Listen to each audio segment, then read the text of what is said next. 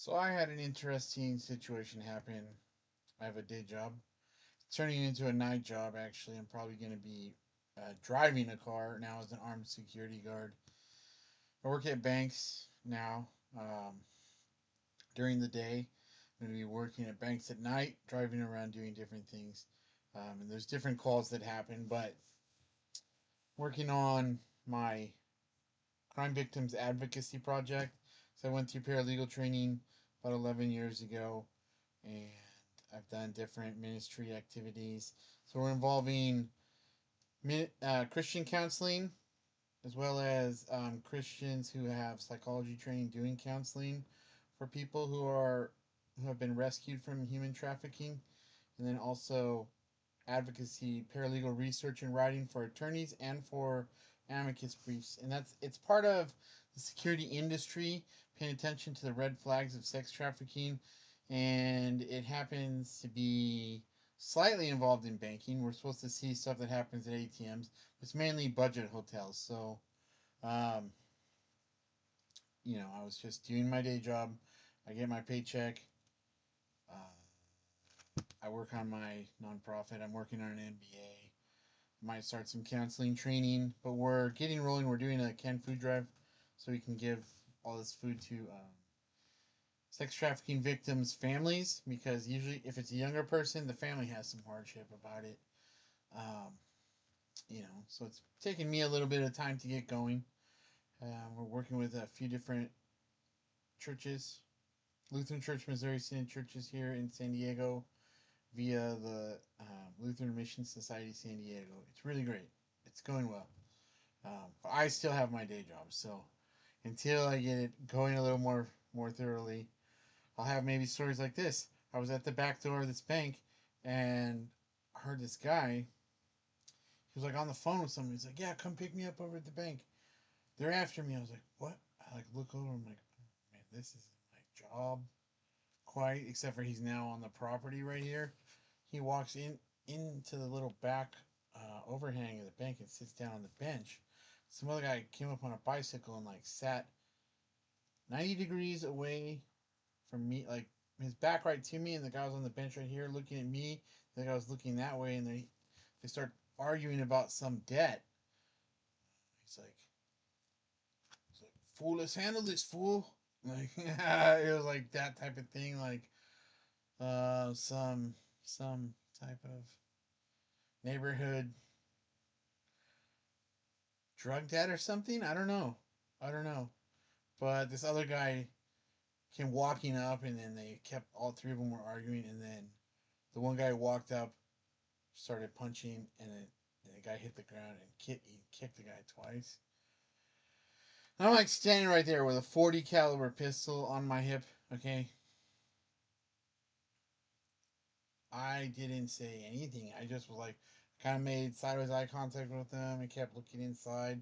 And I was letting people in the bank, like kind of like shepherding them past, because didn't want to involve myself, because you can escalate a situation. Even though they're outside and we're outside and it's obviously bank property, I just had the intuition.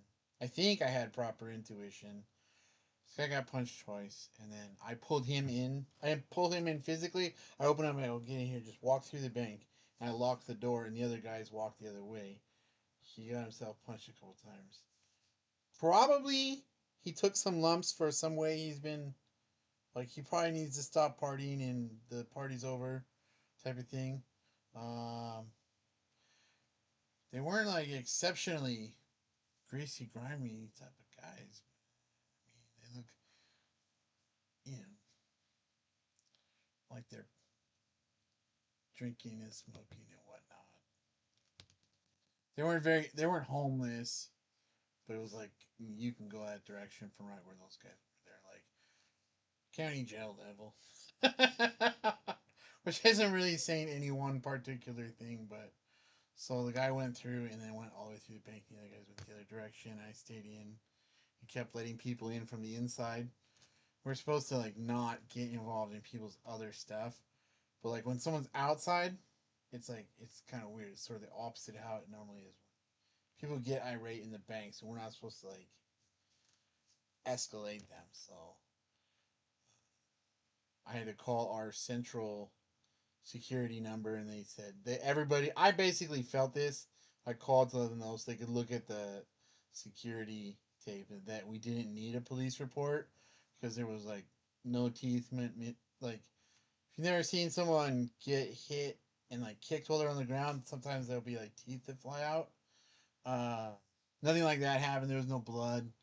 The guy was fine. But the thing about it, he was like, as he came in, he goes, dude, put your gun on and shoot that guy. He just assaulted me. I was like, no, just go that way, just go that way. Like, bro, bro, bro. It's not that serious.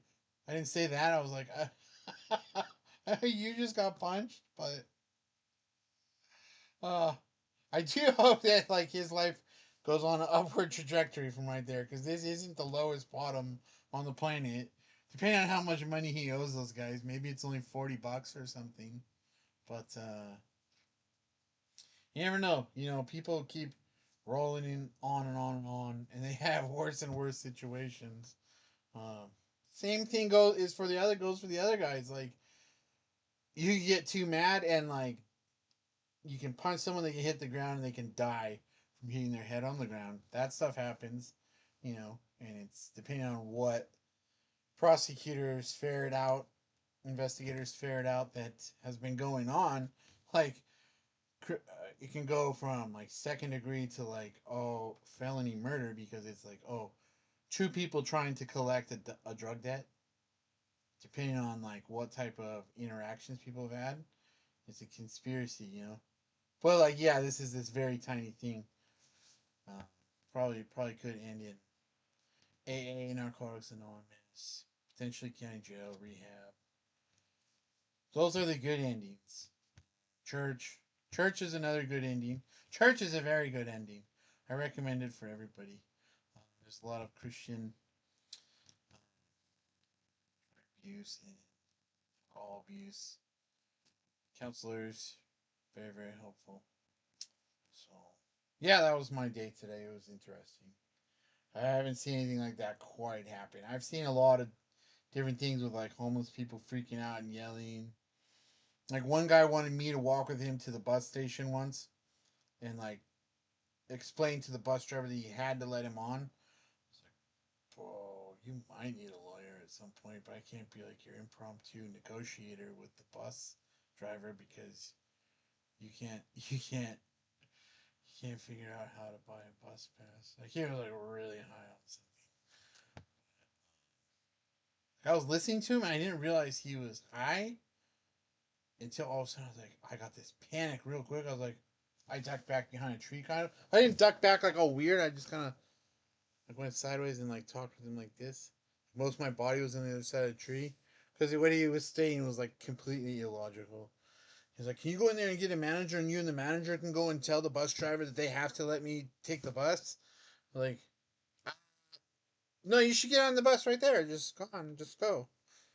He's like, well, do you know why they didn't? You don't, do you? You don't even know. I'm like, oh, okay.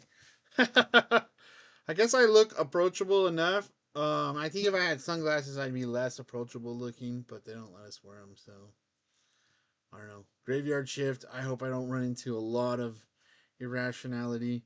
They have us approach people from a distance, like that 30-foot thing, and then like you like tap someone's foot if they're sleeping at night. It's homeless stuff, or people are like caught on camera trying to put skimmers on cameras, and then we go and look at it or something, or like someone tries to break a window. There's no point in breaking a window into a bank, like unless you want to steal someone's swing line stapler. There's really no point. They really lock everything down. So I told the manager too. I was like, the central security doesn't think you guys need a police report, but he said to ask you, since it's your property. If you want me to, I can call the police and tell them what I saw.